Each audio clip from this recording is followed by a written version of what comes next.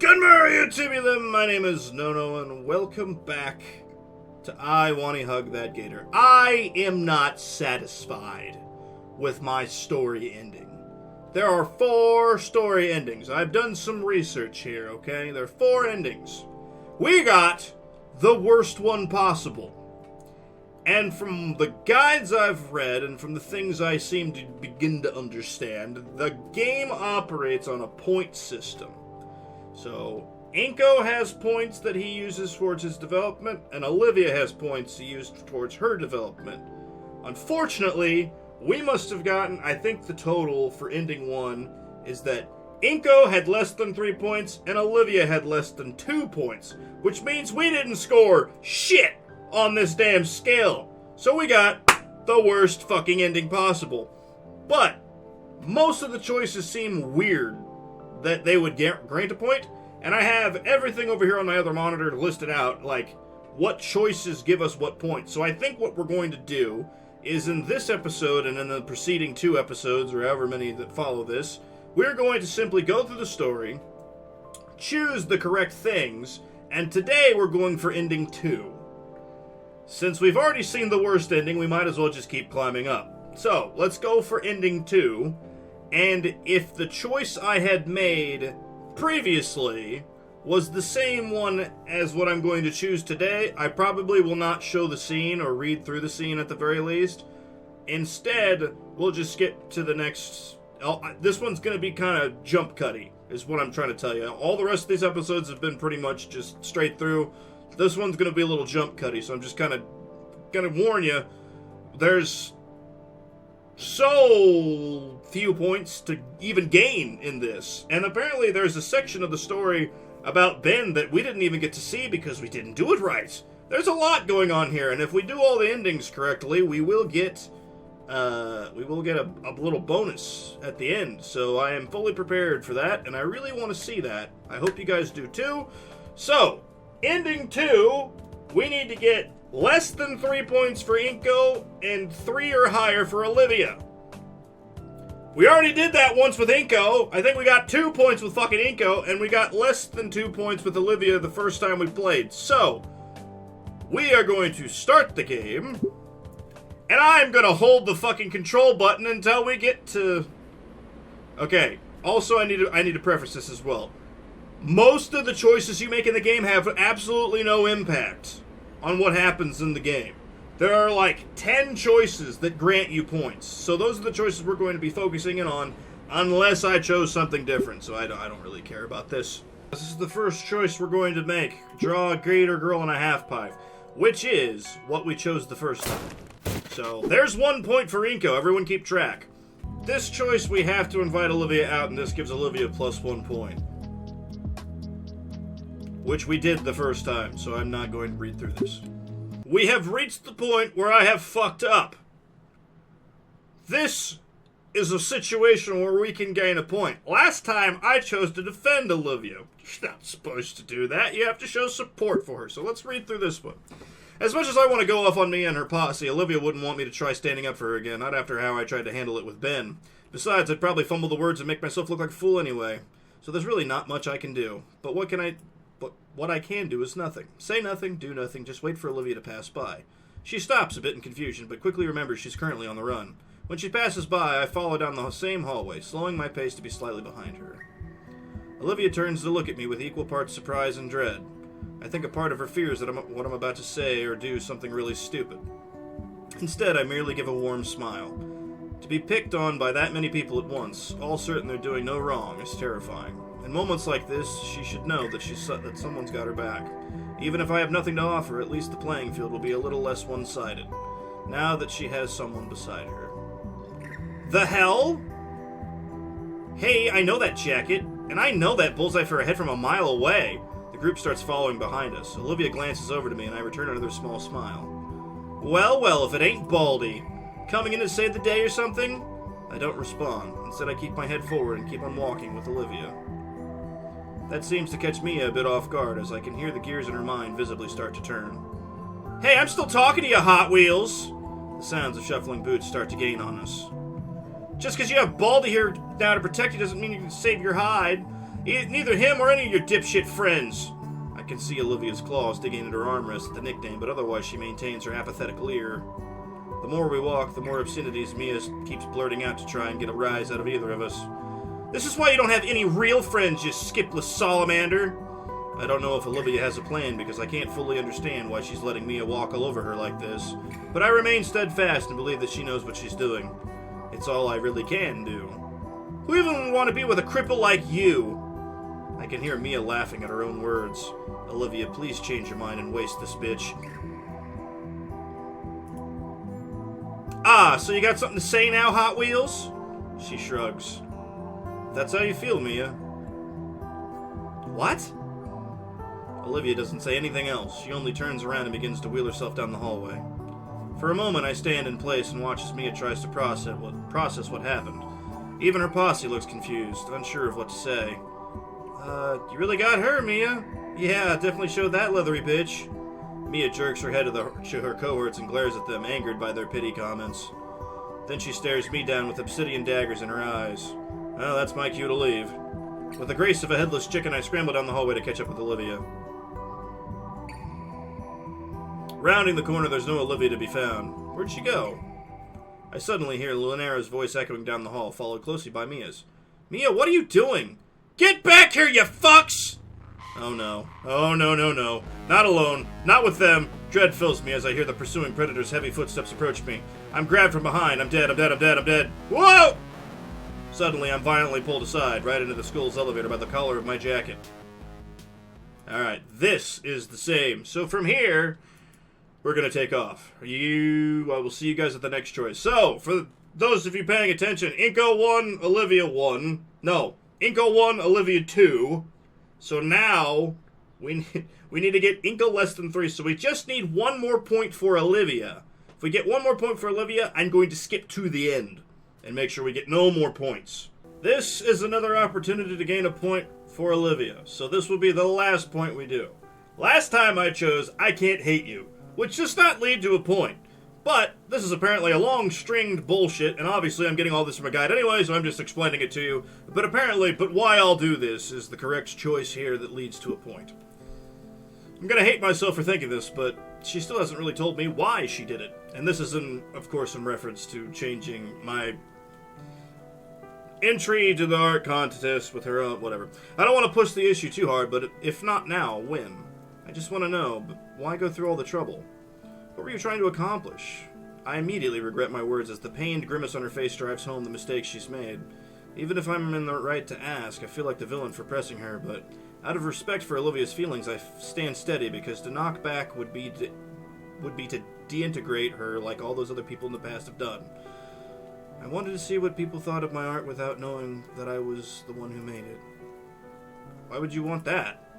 Isn't it obvious? It's always the same thing. Her voice takes a deeper pitch. Oh wow, you're so talented in spite of your condition. This time it's a higher, shriller tone. Amazing! It's like you aren't disabled at all! Her voice returns, this time weighed down with content. For all their kind words, it always came back to those empty platitudes. It never felt like they cared about me or my interests. It was always just blind praise because I'm doomed to never measure up to the same level of expectations.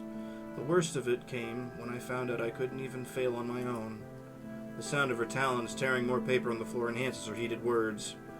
Even when I intentionally do something wrong, someone's always there to pick up after me or to assure me it's good in certain lights.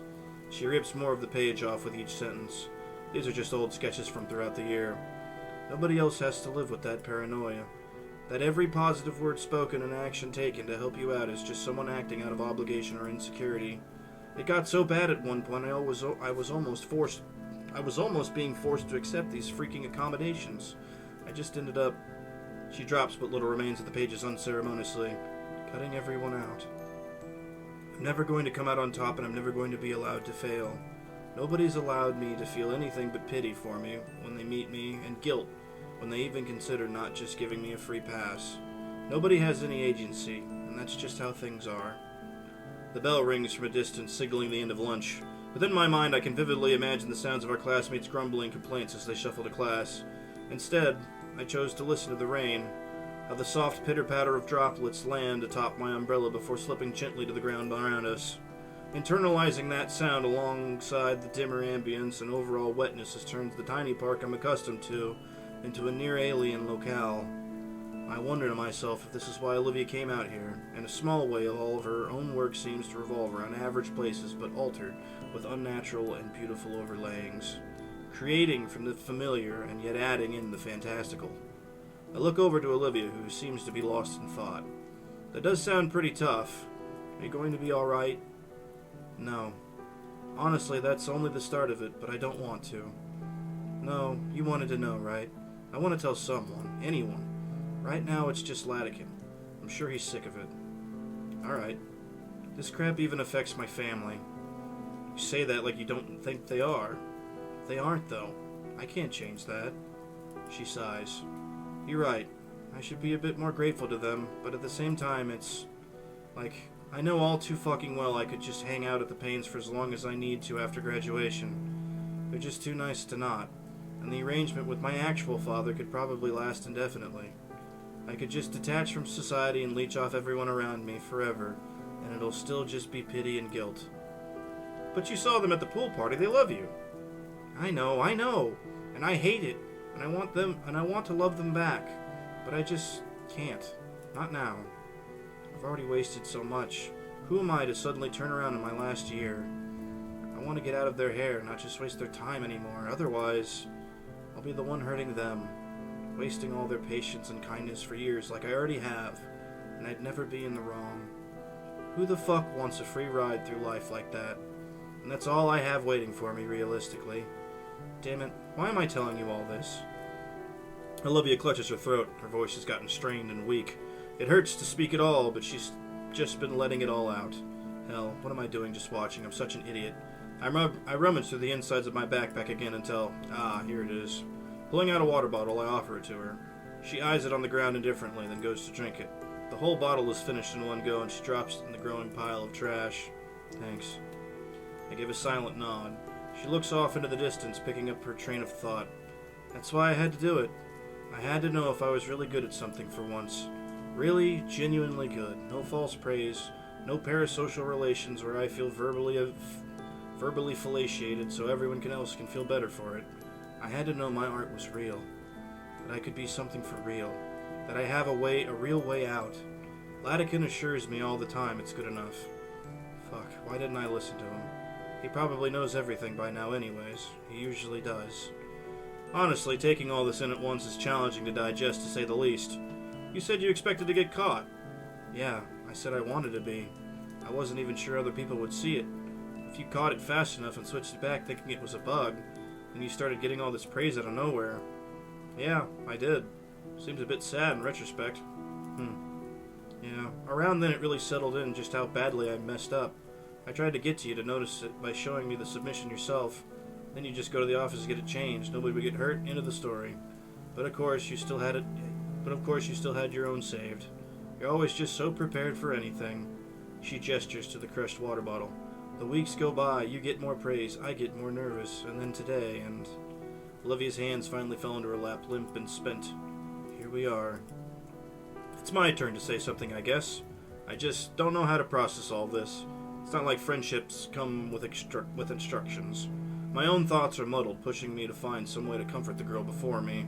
And yet to comfort her would be to demean her like people have done in the past. It's confusing, and frustration and pity mix haphazardly in my stomach. It's nauseating. Pity for the girl before me that has wronged me, but not out of real malice.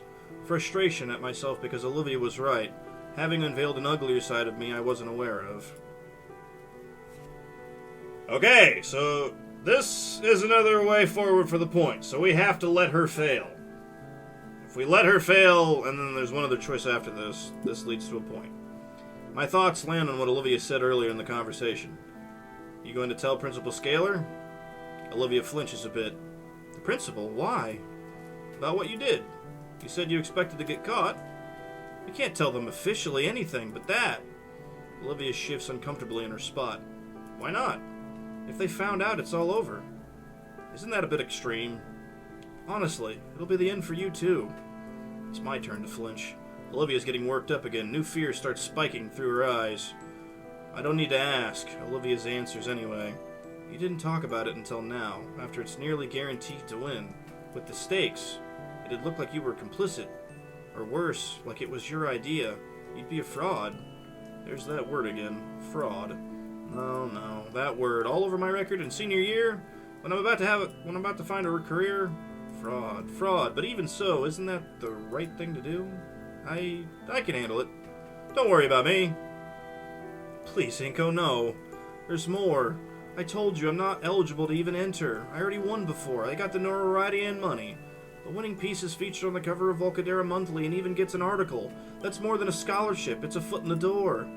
They can't do anything about the money. It's long gone. But if everyone knows what I did, and it gets to those magazines... She clutches the sleeves of her hoodie and stares me dead in the eye. I needed to graduate. I fucking hate it, but I need it. That's my only way out. My only way to actually go somewhere. You're putting all your eggs into that one basket? There's no other baskets. I just can't risk it. I know I just carried on about why does nobody let me fail, but this, it's serious. They can't know. Please, Inko. I can't lose everything over this mistake. I just can't. I can't. Fraud. God, not that. But isn't it? Olivia grabs the sides of my jacket and yanks herself close. The motion tips the umbrella over. It slides a few feet away in the breeze. It makes her almost lose her balance and fall over onto me. Her breathing is erratic. Inko, listen to me! Please, I can't lose this. I can't be doomed to be nothing. This is all I have. You can't go to someone about this. I'm begging you. She's tugging me towards the ground, closer to her. My jacket's starting to tear. I can feel her anxiety by how her hands are quivering with fear as they grip tightly at my coat. It's my fault, okay? Not yours. You don't need to make it your problem, please. Okay, nobody else has to know. It'll have to be our little secret. Olivia exhales and lets go. All at once she slumps down. I have to hold out my arms to stop myself from falling, too. Olivia ends up slumped over my lap sideways. Whoo! Hey, you okay? No, I'm really not. The Gator girl tries to push herself up from my lap. Her attempt only ended up with her twisting on my legs, turning her face and chest upward. She must really be exhausted, as even her attempt to blow her wet hair from her face is unsuccessful. God damn it, is this what it's all come to?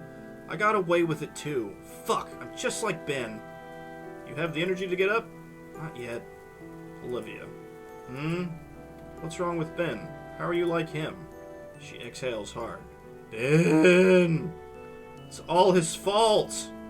All of it! If not for him, I wouldn't be this thing. Some worthless heap, unable to do anything with nothing and nobody. None of this would have happened.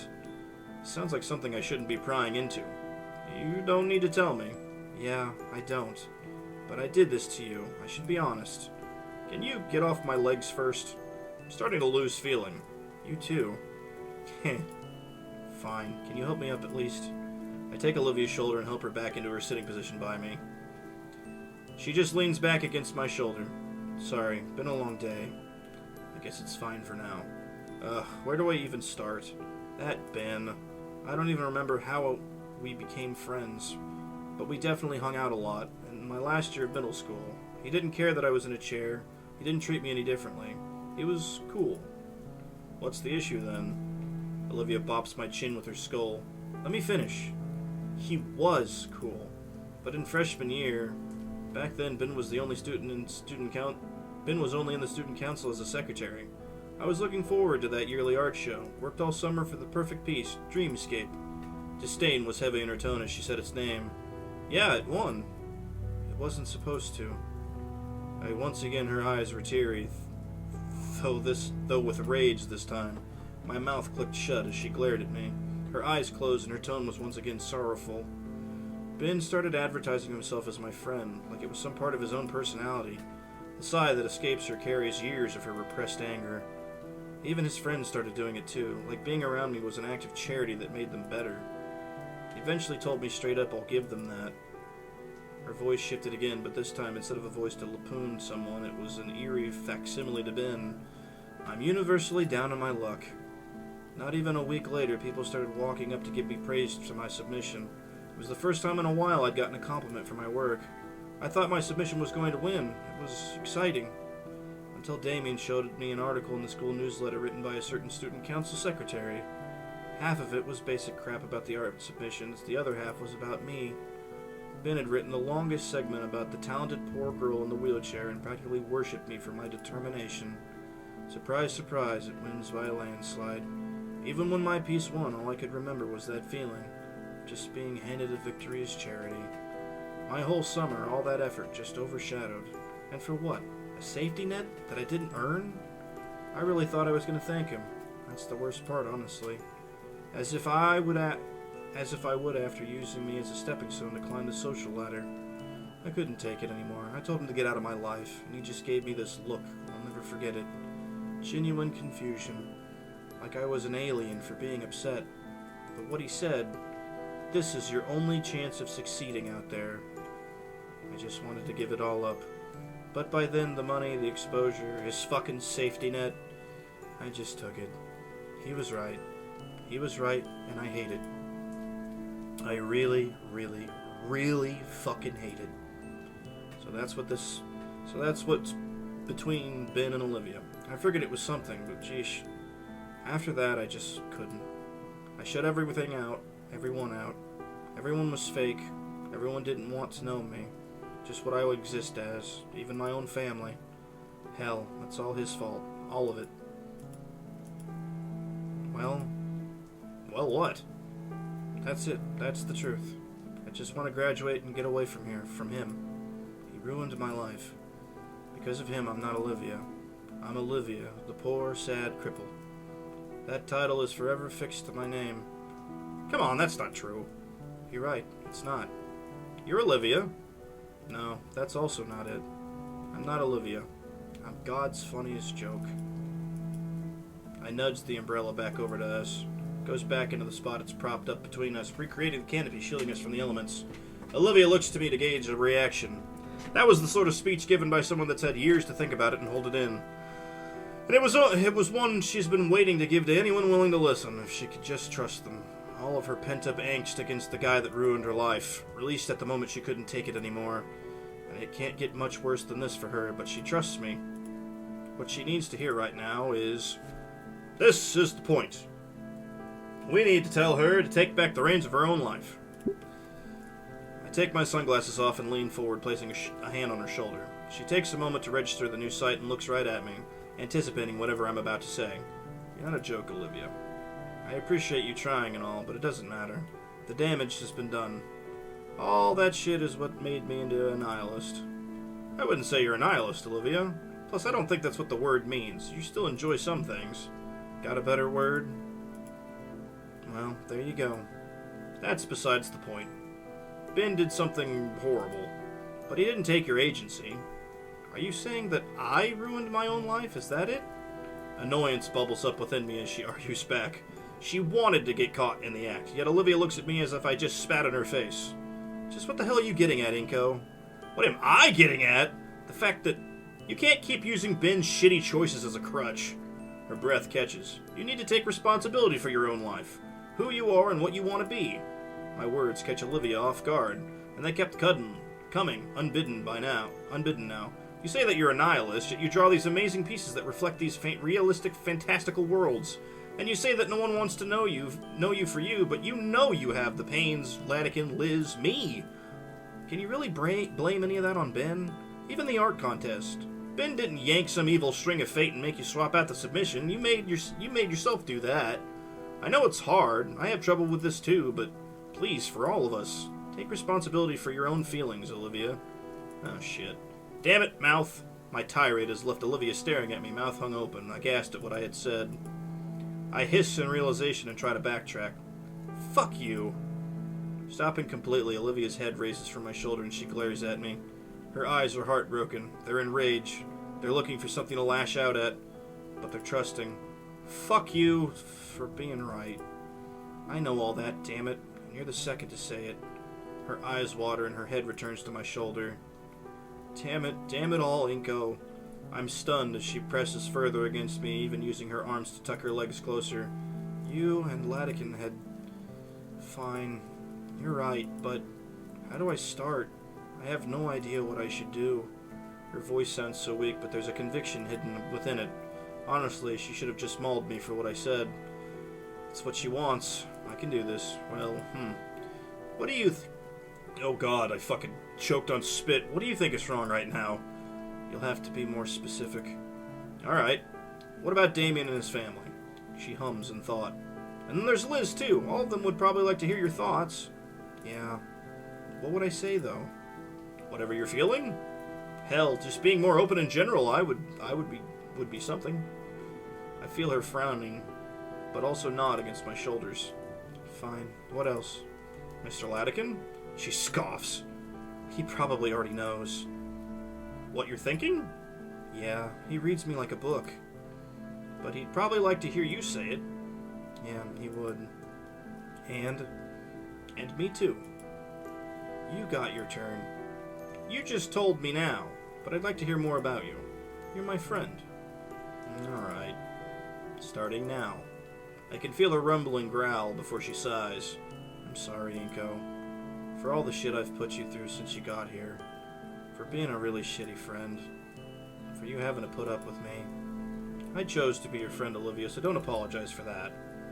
Olivia looks up at me through the corner of her eye. Ben can't take your agency, and you can't take mine. I'm choosing this. Ha! You're silly. Her words restrained, and not from lack of water. The regret in her voice was raw, along with the honesty. Thanks. And I forgive you. And once again, silence. I fumble with my sunglasses, debating whether I should bother with them given the rain. Might as well. I guess they are prescription, after all. We just lay back, listening to the patter of rain against our little tent. Just her and I, secluded from the world that's done so much to crush her. Man, she's really leaning against me. I crane my neck so I can turn and look at her. She looks so at peace now, even with the smeared mascara and wet hair. I'm starting to lose feeling in my arm, though, and watching her like this is that a snore?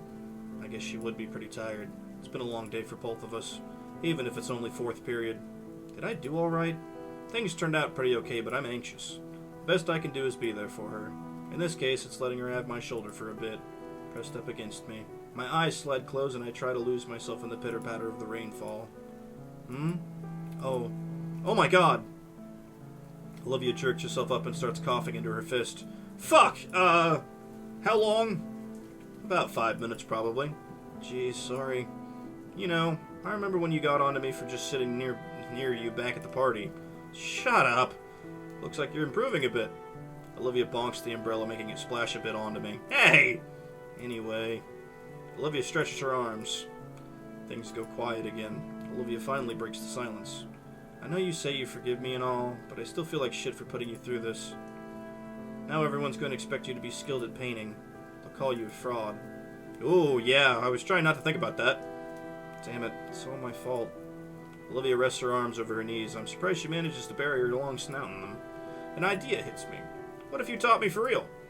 Olivia raises her head from her arms. Taught you? Painting, for real. It's like you say, I have expectations to fulfill. Would you teach me how to paint like you do? I don't know. Tell you what, I'll forgive you if you teach me. You already said that. Olivia looks down in contemplation. Alright, I'll teach you how to paint. But you should know I'm a lousy teacher. You've seen my work in class. I'm a lousy student. I got a feeling it'd work out. Hey, don't make it weird. Yes, Professor Halford. Stop making it weird. I chuckle as I playfully shoved by her. After everything was said and done, things became quiet. Beneath the solace of my umbrella, we relax together, at least until Olivia begins shifting uncomfortably. I sit and watch as she takes her calves and shifts them to her side with one hand. Her tail comes around and presses into the paper-filled floor before her, keeping her upright as she starts to lean forward. Finally, with the strength of her tail in one arm, Olivia lifts her hips from the floor and swings her shins fully beneath her. She smiles as she kneels over me. You just gonna sit there? Crap, I guess I was gawking stupidly. But it's just so fascinating seeing the girl maneuver herself in these odd yet well-practiced ways. I'm kind of jealous, actually. I wish I had a tail to do some of the things she could. I pressed my own hands down on the floor and pushed myself up. I don't know why. I had thought to stand, but instead I shifted myself to a kneeling position too. We're face to face now. For a split second I feared the worst as Olivia drew me into her hug. We've read all this before. I'm going to skip ahead now. But that is one for Inko and 3 for Olivia. So these choices should realistically get us ending 2 of the game. So I'm going to skip all the way to the ending now and choose the wrong things the whole way through to make sure that we get ending 2. If we don't get ending 2, I'm going to be very upset. But I don't even know. That was a much more heartfelt scene when you're actually doing it, right? Isn't it? It's not just I can't hate you. I can't believe I chose I can't hate you. And then the whole fucking scene was over. That's fucking crazy. Alright, we're skipping ahead. I think we are inside ending 2 now. So, I'm going to continue reading from this point. I don't know how long this is going to take me. I might have to split this into 2. I apologize, but here we go. This was just after getting back home from school from getting Scalar's authoritative, you have to go to fucking Saturday detention. So, here we go. I'm awake, Uncle Randy. It's me, Olivia. I hear a quiet shuffling before Olivia speaks up more loudly this time. Inko? Yeah, are you... okay? Decent? Damn you, brain. Can I come in? Yeah, just watch your step. Watch my step? My hand is still shaking as it makes contact with the knob. With a deep, calming breath, the butterflies finally start slowing down and I'm able to push the door open. And see blackness. Olivia? The room is extremely dark. The only source of light is coming in from the entryway. I have to take my sunglasses off in an attempt to see through the darkness better. Olivia, what the heck happened in here? Why is it so dark? I make out Olivia's shape in her bed. It's a long story. Come sit on the bed. Don't you have a lamp? Can't you turn it on? I don't want to ruin it. Is darkness really that necessary for whatever this is? Yes! Alright, geez. I take a few careful steps forward and stub my toe on the edge of the bed. I fall forward onto it, crunching into something. Shit, Inko! Are you alright? Yeah. I have a better view now. Olivia sits in the middle of her bed, wrapped in her blanket. Surrounding her are piles and stacks of her old drawings and sketchbooks throughout the years. They're arranged in rings around her, and I've fallen onto the outer ring. Whoops. Ah, crap. Sorry. Get up, get up! I carefully lift myself back up. There's not too much damage. Olivia shoos me off that part of the bed. What is all this? Actually, how is it so dark to begin with? Don't you have a wind... I can explain. Please do. Olivia inhales deeply. After you left, I had some time to really think. It was just me and my thoughts alone. Maybe a little too alone. Something within me just needed to come out. I just felt this need to... well, I was inspired to do this. Some act of defiance against the world or something. I'm still figuring it all out. I feel kind of bad now, just leaving you here all alone. Sorry. I could have called out sick or something. There's no need to feel bad, though. I really needed this. Because after I got everything set up, I got to thinking. And I had all day to do it. Latican put in a lot of effort on me. He wouldn't be proud of me throwing a pity party for myself. So all this, I'm getting it all out of my system. They're called performance pieces when someone does this sort of thing. It's all I can do, but I think it's enough.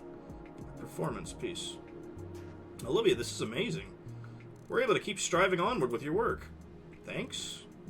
I mean it. You're not missing a beat. Not letting what happened get you down. And here you are. And here I've been all day all gloomy. I admire it. I guess you're right. It's one way of looking at it. Do you want to come out in the living room? No. I think I want to stay here a while longer. It still hurts. Alright. I squeeze her hand and head back to her door. I'll be out here for a while then. She nods and shuts the lamp off again. I shut the door and sit back on the couch.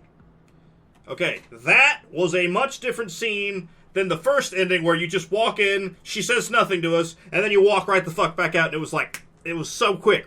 Performance piece. I never really would have thought of that. Man, that really is something else. Oh, Vinny! Iggy! Hey, Vinny. I wave at Vinny and Damien, the two brothers entering the living room from behind me. I guess their room is back there. Man, do I have great timing or what? I take a moment to consider what he means when Vinny plants himself right in front of the television and begins to pulling something from behind the cabinet underneath. Oh. You mean it's game time then? Yeah, man, it's game time! Damien takes the spot right next to his brother and helps him in setting up the large squat block of a console. Man, that thing looks pretty old and huge. Okay, we're all set. The controller stops into my lap and I marvel at just how large it is. Thanks, Damien. But I'm not much of a gamer. In fact, I've never actually played anything more than some Flash games online. Nah, it's cool. We can play something simple till you get used to it, or... I don't want to be a bother, Damien. I'm fine just watching for now. That's weird, Inky. You're weird. Bro, chill. Give Inky some time. He'll be playing once he sees how awesome it is. The young boy nods and focuses back on the screen. The screen flashes to a menu screen of some kind. Reclining deeper into the couch, I allow my mind to drift. I don't know how long my brain was off, only that it came back when I heard the telltale noise of a door hinge opening. Looking in the direction of the noise, I see Olivia on her knees, casually shuffling along the floor to the couch. Hey, Olivia. The game pauses when I say that, and the two brothers also wave at her. Hey, guys. Dinner ready yet? Almost, little ace. Randy's shout came from the kitchen. When did he get here? Man, I must have spaced out for a while. A quick check of my phone says I've been in deep thought for at least an hour. Whew, okay, fish is ready, you guys. Fish? I didn't hear any cooking. And I don't smell anything. You kids coming? Just a sec. That's right, Randy and Damon have the same voice because I'm not a voice actor. Fuck you. Olivia and Vinny will follow after Randy's voice without a word, while Damon quickly pauses his game and sets the controllers aside before motioning me to join them. I push myself up and trudge toward the kitchen. Inside, the Payne family is hurrying to sit at the dinner table. Even Olivia is struggling to help herself onto the chair, but a hand from Damien pulls her up. On the dining room table sits a silvered tray covered in raw fish, wasabi, bottles of soy sauce, and slices of ginger. Ever had sashimi, Inko? I'm actually very familiar with it. I'm surprised at my sudden turn of luck. Many times, actually. My family orders stuff like this on the weekends a lot. Hey, that's great to hear. Well, don't just stand there. Feel free to join us. I eagerly take a seat, starting to feel slightly rejuvenated. Everybody begins to pass out plates to one another, and we all pluck pieces of the salmon from the tray and place them onto our plates. 5 minutes in, and everybody's enjoying the fish. I can't help but notice nobody else is eating properly, though. They soak their fish in soy sauce, and ginger seems to be eaten at random rather than use as a palate cleanser. I just wantonly eat this delicious meal like that. I raise my voice to get the attention of everybody at the table. You know you're supposed to be using the wasabi and soy sauce on the same piece of fish, right? On opposite sides like this. I offer a demonstration. No kidding, good to know. And the ginger slices are supposed to be eaten between pieces as a way of cleansing your palate and aiding digestion. Come on, who has the time? Plus, I like the taste. If you're gonna eat traditional food, you should eat it the right way. Damien smirks at me, and I can't tell neither he nor Vinny is bothered to listen to what I have to say. At least Randy and Sophia have at least tried out the technique, albeit sloppily. And Olivia is looking at me with a bit of a pout on her face. What's wrong? We're not at a restaurant, Inko. Let them eat however they want. But the correct way ensures a balanced flavor. Maybe, but there's no accounting for taste, you know. Technique is the most important part of food like this. In some cases, it's even deadly if you don't follow careful instructions. Ever heard of fugu sashimi? It's made from pufferfish. If you don't prepare it right, it can be deadly. Good thing we're not eating pufferfish then. Well, yeah, but that's the idea behind it. You're welcome to eat it however you want. Just let us enjoy the food, okay? Fine. Olivia gives me an earnest smile before returning to her fish. It's a little disappointing to hear, especially since they don't get to eat this kind of food very often. It's kind of a waste if they don't eat it, right? Okay, that was kind of a dickhead thing to say.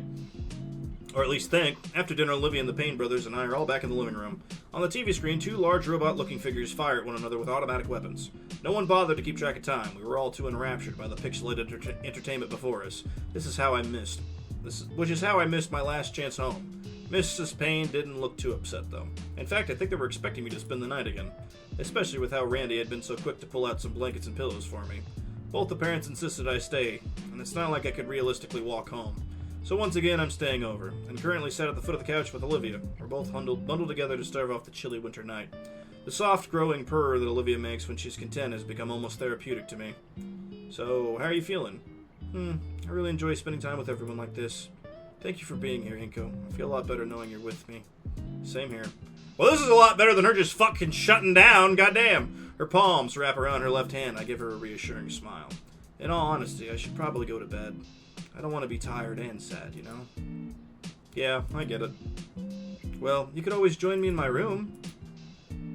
I couldn't. Randy would kill me. Yeah, you're right. You want to help me, though? Sure. With some careful movements in support of her tail, I help Olivia shuffle herself into her room. I narrowly avoid my toe again as I set her down on the bed, and she quickly wraps herself in blankets.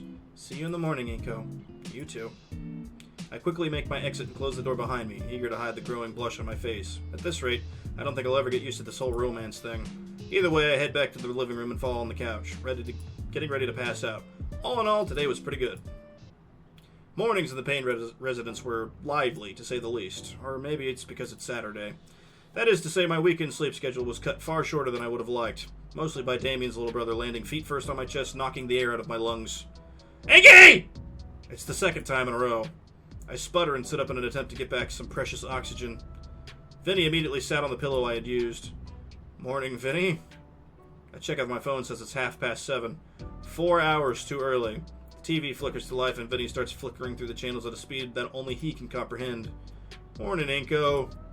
Sorry about the wake-up call. It's Vinny's favorite season. Winter? Hockey. Vinny cheers loudly, and I looked at the screen to see a player being brutally slammed into the protective glass of the ice rink. Ah. Is Olivia up yet? Damien shrugs. Probably not. You guys were up pretty late last night. Plus, it's the weekend. Best to just let her sleep off the food coma. She'll come out of her room eventually. Fair enough. As much as I would enjoy sleeping in as well, Damien and Vinny had taken occupancy over my pseudo-bed. There is a recliner just next to us, but I'm not going to defile what must be Randy's throne. May as well stay up then, I guess. Mind if I get a bowl of cereal? Help yourself, amigo. At least I can check on any other updates on my blog. I head into the kitchen to make myself a bowl, being sure to add some sugar and honey from the condiment cupboard this time. Taking a seat at the table, I begin scrolling through my phone's feed while shoveling cereal into my mouth. As always, it's top-of-the-line content. It's simply great to know how much can be done with social networks, really giving me a voice to the people. I consider sharing it with the others, but I don't want to ruin their fun. Afterwards, I rejoin Damien and Vinny in the living room, both of whom are absolutely enthralled by the hockey game playing on the TV. With every hit of the puck or rogue shoulder check, the brothers explode with either excitement or devastation. The two also take turns assaulting me with more hockey trivia than I'll ever be able to use, particularly about Vinny's favorite goalie. And then he got into a fight with the entire hockey team and was transferred to this one. He's great! He's not that great. You just like him because he gets into the most fights. Yes! You sure like this sport? Heck yeah! The games are just my kind of thing! That guy's up right now is also cool. He's... Are you friggin' kidding me? Oh, that's a load of bull. Why didn't McDonald get the penalty? That guy sucks! Vinny, language! Sorry. Vinny, tell him about your collection. Oh, I got all the bauhaus for this team. Let me show you. Jesus Christ, he's as fast as how I talk when I'm voicing him. Does he actually like the sport or just the constant brawling? Is there really that much of a difference? Yeah. Jokes aside, yeah, he actually likes it despite the ice. We should play some street hockey sometime once it warms up. You up? Not if it's always this chaotic. Relax, there's protective gear you can use. That's not the point. Hey, here they are. I said that wrong. The young boy dumps an armful of beaten up plastic figures into my lap. Oh, wow, that's a lot. Vinny grins as he takes each of the wobbly-headed figures and gives me a brief explanation of who exactly they are. This Bruiser here, he's known for this mean right hook. Oh, and with descriptions like that, I'm absolutely sure I'd rather sit out any game involving Vinny. I hear the nearby door creak open. Out crawls a tired Gator, rubbing the sleep from her eyes. She helps herself onto the couch. Morning, sleepyhead. Welcome back to the land of the living. Morning, Olivia! Olivia's eyes still closed, mumbles out what sounds like good morning. Sleep well? Yeah, kinda. Couldn't fall asleep until 2 in the morning. Damien and Vinny start shouting in victory as the home team gets the final score. What a slap shot! Heard the excitement in the room. Watching hockey again? Sophia settles herself onto the recliner, opening up her laptop. Oh, the school's weekly newsletter just came in. Turn down the volume, Damien. Sure thing. Alright, first it says there's a basketball game this Friday against the Tailpikes. Wait, didn't Inko read this the first time? In preparation for finals, tutoring will be open after school for everyone that needs it. Damien. I got it covered, Mom. Liz is helping me out. I hope so. Senioritis won't be tolerated here. Oh, this is interesting. To all our students, you are invited to St. Hammond's High School's Winter Formal. Winter Formal? Damien yawns and stretches his arm behind his back. Yeah, some event for seniors they get every year. Basically a dance, but more fancy. It's like the biggest event of the year. You know, next to graduation or prom or whatever. I don't think any of my previous schools ever did something like this, just regular dances. Immerse yourself in the serene beauty of the wintry night sky with music, food, entertainment, and much more. We will be hosting a special memorial for one of St. Hammond's finest teachers who have recently passed away, Mr. Trent Latican. Shoot, that's going to be tough to see. The event will take place at Volcadero Convention Center on Friday, December 15th from 7 p.m. to 10 p.m. Tickets for the winter formal now on sale online or in Miss Brockman's class in room 210. 211. I did that last time too. $50 for one or 30 for couples, which is not a fucking deal. Please read our event dress code to know what will and will not be allowed for the formal. Have a great weekend. Go Feathertails. Well, it seems you three have something to look forward to next month. Miss Payne closes her laptop with a smile and sets it aside. Mom, it's about that time. She gasps and checks the clock on the wall. I nearly forgot! Vinny, get your kimono on. I'll start the car. It's called a chi, Mom. I'll probably be running some errands while he's at karate, so I'll be out until dinner. I'm sure Vinny didn't mean to karate chop my throat as he got up. He's just eager to get to class. The back rub from Olivia helps to clear my airway quicker, at least. Well then. Damien switches on some game and slumps into his familiar position in the recliner in mere seconds. I don't know how he keeps track of the blur of colors on screen. I feel like it's going to give me a seizure if I look too hard. So, are you two going together and smooching, right? A powerful crushing force attempts to pulverize my fingers into mulch. My God, David, you can't start a conversation like that. Olivia's hand relents and leaves my palm feeling tender. Relax, I'm joking. Sorta. Your arm's around her shoulder and all. When did that get there? I gotta remove it, but Olivia holds on tight. Yeah, well, do you plan on going to the winter formal with Liz? Heck yeah! Hell yeah, why wouldn't I? That was a fast answer. He shrugs. You, well, the formal, I don't, well, I mean, I'm still stuck at home, you know? Crap, yeah. You know when you'll get your replacement chair? Could be a week, could be longer. The mailing system around here is annoying. Jeez. Hey, I'll come visit every day after school. Oh, thanks. Still, that's at least a week of her not stepping foot outside. Damien was only half joking about us going to the winter formal, and that's definitely a good idea. Actually, I turn to Olivia and give her my undivided attention. Yes? Well, I was thinking. You and me and all. My head tilts in confusion. Yes? A frustrated growl emanates from her clenched maw. You, me, somewhere together? What? As her annoyance grows visibly on her face, I can't help but shy away. I fear she's going to snap. Whoa! My back hits the rug on the floor roughly as Olivia hovers over me on her hands and knees. Olivia? You, me, together, go somewhere! Wait, does she mean... like a date? Yes! Oh. I'd never been on a date, and I only know what I've seen in movies and shows and stuff. Well, we are a couple now, so this could be a regular thing. Right? Sure, yeah, a date sounds, good. Her tail waves happily behind her, and her annoyed face finally melts away into smug satisfaction. So, where do you want to go then? Oh, I've got some ideas. Okay. And you'll definitely love them. Of course. And I promise it won't be anything crazy expensive. I don't mind, Olivia. Great. Perfect. She lowers herself onto me, wrapping her arms around me in a powerful hug that threatens my lungs and spine. I do my best to return the hug, but at best it comes to me as kind of petting her back with both my hands.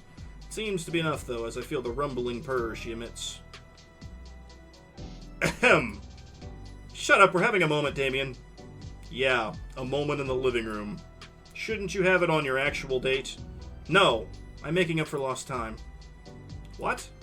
Nothing, you shut up too. Okay. I'm too busy enjoying the feeling of purring atop me anyway. Alright, I think we are definitely concernably in ending 2. I'm going to stop this episode here and split this into 2 parts. So we know we're in ending 2 now. Okay, we know we're in ending 2. At least we're in a different ending than what we were before. So, thank you guys so much for watching. Please like, comment, and subscribe. Tell me what you think about this game down in the comments below, and I will see all you know bros later. Peace for now. Bye!